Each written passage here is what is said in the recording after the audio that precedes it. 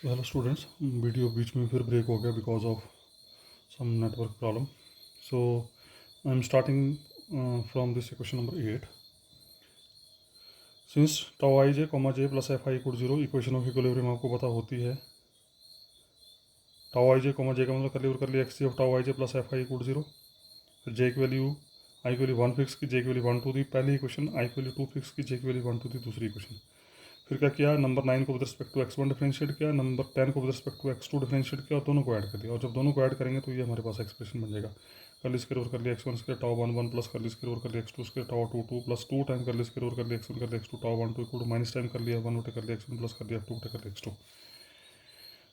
उसके बाद 2 time curly square over curly x1 कर लिया x2 टाउ 1 2 साइड रखा और ये टर्म उठा के पहले साइड गए. कर ली square over curly x1 square tau 1 1 with negative sign plus curly square over curly x2 square tau 2 2 with negative sign और ये विद नेगेटिव साइन यहाँ पर है ये. And this is divergence F. Curly 1 बटे कर लिया x1 plus कर लिया f2 बटे कर लिया x2. This is nothing but this is divergence of F. ठीक है. तो उसके बाद क्या किया हमने, इन वैल्यूज़ को उठाया. कौन सी वैल्यूज़, ये वैल्यू जो है 2 time curly square over curly x1 curly x2 tau 1 2. अगर आप ध्यान दें तो ये नंबर 8 में नज़र आ रहा है आपको. 2 time curly square over curly x1 curly x2 tau 1 2, यहाँ से 2 टाइम 4 है. 2 time curly square over curly x1 curly x2 tau 1 2. इस वैल्यू को यहाँ से उठाया और नंबर 8 में रख दिया. जब नंबर 8 में रखा तो ये हमारे पास बना एक्सप्रेशन.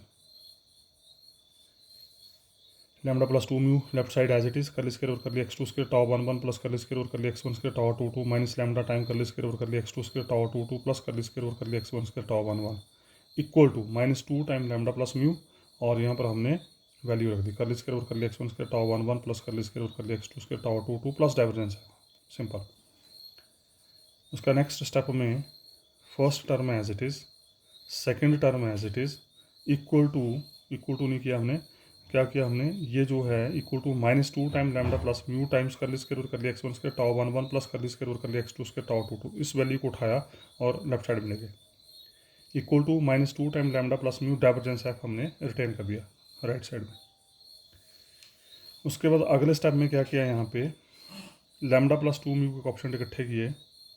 लैम्डा प्लस 2 म्यू कर ली square over curly x2 square tau 1 1 plus curly square over curly x1 square tau 2 2. ये टर्म एज इट इज़ रखी. अभी ऑप्शन इकट्ठे नहीं किए, ये टर्म एज इट इज़ रखी.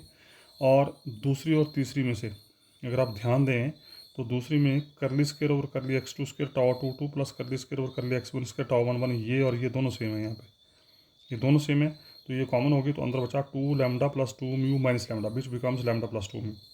तो ये बन जाएगा इन दोनों को क्लब करके lambda plus 2 mu times this equal to -2 lambda plus mu divergence F as it is. उसके बाद अगले स्टेप में क्या किया, जो टाउ 1 1 वाली टर्म में है वो इकट्ठी कर ली. टाउ 1 1 वाली टर्म कौन सी, लैम्डा प्लस 2 म्यू कर ली square over curly x2 square, lambda plus 2 mu कर ली square over curly x1 square. Tau 1 1 आ गया बाहर. उसी तरीके से टाउ 2 2 की टर्म इकट्ठी कर ली equal to left hand side as it is -2 time lambda plus mu divergence F vector. और अगले स्टेप में क्या किया, इकट्ठा करने को लैम्डा प्लस 2 म्यू से थ्रू आउट डिवाइड कर दिया. तो डिवाइड करके इस साइड आ गया -2 टाइम लैम्डा प्लस म्यू बटे लैम्डा प्लस 2 म्यू डाइवर्जेंस है. और कर ली square over curly x1 square plus curly square over curly x2 square. ये होता है डेल स्क्वायर, पता है आपको. ये डेल स्क्वायर ये चीज़ और ये चीज़ कॉमन दोनों में कॉमन. तो डेल स्क्वायर अंदर बचा टाउ 1 1 प्लस टाउ 2 2. और left hand side right hand side में -2 टाइम लैम्डा प्लस म्यू बटे लैम्डा प्लस 2 म्यू डाइवर्जेंस है as it is. Where del square equal to curly square over curly x1 square plus curly square over curly x2 square. और del square theta 1 tau 1 1 plus tau 2 2 को हम theta 1 भी बोलते थे, जिसको हम stress invariant बोलते थे. अगर आपको ध्यान हो, कर चुके हैं पहले. Tau 1 1 plus tau 2 2 is del is equal to theta 1 equal to as it is right hand side as it is में theta 1 equal tau 1 1 plus tau 2. ये आगे नंबर 11. अब physical situation corresponding to problem considered is the following. अब देखते हैं physical situation क्या है यहाँ पे. Let us consider a cylinder. अब ये लिया सिलेंडर हमने. कैसा सिलेंडर लिया, जिसका जनरेटर खुद x3 एक्सिस खुद इस सिलेंडर के लिए जनरेटर का काम कर रहा है. तो जो उसके ऊपर स्ट्रेस लग रही है x3 डायरेक्शन में, दैट इज़ लाइक दिस. ये बाहर की तरफ और इधर बाहर की तरफ. ये स्ट्रेस बाहर की तरफ लग रही है दोनों साइड, ऐसे दोनों साइड खींच के. Let us consider cylinder with plane ends and with its generator parallel to x3 axis, जो सिलेंडर का जनरेटर है वो x3 एक्सिस के पैरेलल है, ऐसा बोलो या x3 खुद जनरेटर का काम कर रहा है यहाँ पे। Okay, if the body forces capital Fi are present, अब बोल रहा है कि अगर इसमें बॉडी फोर्सेज हैं, let these are independent of x3, फिर वो क्योंकि हम प्लेन स्ट्रेन की बात करें तो x3 कोऑर्डिनेट यहाँ पे नहीं होगा, and F3 is equal to 0। The state of stress in the cylinder is determined by Navier equation, और नेवियर इक्वेशन आप देख चुके हैं अभी थोड़ी देर पहले, इसको मैंने इक्वेशन नंबर बी नाम दिया है, mu del square U I plus lambda plus mu करली X I nu plus capital F I equal 0, and by equation number 11 del square theta 1 equal to -2 time lambda plus -2 mu divergence of F, अभी prove किया आपने, और इन दो equation की help से आगे move करना हमने। Let we deform the cylinder parallel to x3 axis towards x1 x2 plane, ये थोड़ा सा आप ध्यान से सुने, जो x3 एक्सिस होगी it is always perpendicular to x1 x2 plane, तो हमने क्या किया, सिलेंडर को डिफॉर्म किया x3 एक्सिस में x1 x2 प्लेन की तरफ, मतलब x1 x2 प्लेन की तरफ उसको अंदर की तरफ धक्का मारा सिलेंडर को। If dx1 dx2 B small elements, जब उसको हमने कंप्रेस किया तो ऑटोमेटिकली x1 डायरेक्शन में चेंज आएगी, x2 डायरेक्शन में चेंज आएगी, तो मान लीजिए that changes at dx1 and dx2।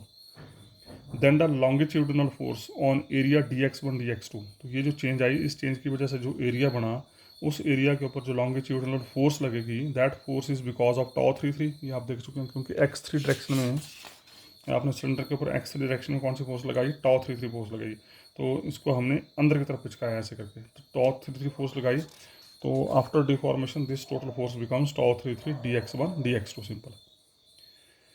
ठीक है, ये तो आई फोर्स पर्टिकुलर उस पर्टिकुलर एरिया के ऊपर, but we want to find that force in whole region, तो होल रीजन में क्या आ जाएगा, ओवर द रीजन आर, इसको इंटीग्रेट कर दिया हमने, τ33 dx1 dx2, तो therefore the cylinder will be subjected to the action of longitudinal force with resultant integration over R, double integration surface integral over R τ33 dx1 dx2। अब ये चीज़ें तो आपको पता होनी चाहिए, ये स्मॉल एलिमेंट के ऊपर है, आप पूरे रीजन के ऊपर देखना चाहते हैं तो उसको over the region R integrate कर दिया। एंड डिस्ट्रीब्यूशन ऑफ स्ट्रेस, अभी देखा आपने थोड़ी देर पहले, नंबर ए जो इक्वेशन थी, τ33 equal to sigma times τ11 plus τ22 over ends of cylinder may produce bending couple, ये जब ये एक्सपेरिमेंट परफॉर्म किया गया तो ये देखा गया वहाँ पर बेंडिंग कपल बनता है, where moment lies in the plane of ends, moment आपको पता है magnitude of force into perpendicular distance between point and line of action of force, ये होता है moment.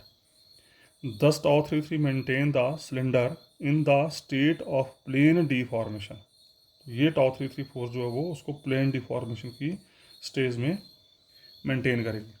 If the body forces are absent then equation number 11 gives, अगर body forces नहीं होगी system के अंदर तो 11 नंबर इक्वेशन क्या होगा, F0 हो जाएगा, F0 होगा तो डाइवर्जेंस F0 होगा, तो बचा के del square theta 1 is equal to 0, del square theta 1 equal to 0, theta 1 का मतलब τ11 plus τ22 equal to 0 means del square τ11 means Airy stress function u comma 22 u कमा 11 इक्वल टू 0, और u कमा 22 का मतलब u का direct with respect to x2 2 time, u का direct with respect to x1 2 time, ये बन जाएगा curly square over curly x1 square u plus curly square over curly x2 square u, और करली square upon curly x1 square plus curly square upon x2 square क्या होता है, del square, एक del square बाहर लगा तो del square into del square बन जाएगा डेल की power 4 into u equal to 0,